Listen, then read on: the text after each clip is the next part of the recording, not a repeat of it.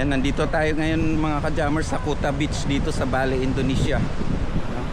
Sa Philippines, mayroon tayong Kuta Beach sa Santa Fe, Bantayan Island. Dito naman, Kuta Beach, Indonesia. Pero ang kaibahan dito, yung buhangin nila hindi maputi, pero napaka fine, no? Napaka pino ng ano nila, ng buhangin. Tsaka ang lapad ng ano nila, parang Boracay, no? Boracay, ang lapad ng seashore nila, galing doon papunta dito, ang lawak. Tapos ang haba ng shoreline nila andun, no? From galing doon hanggang dito. So isa din itong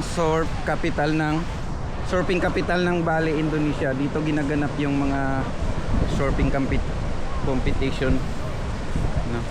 So napalapit sila dito. Ayan.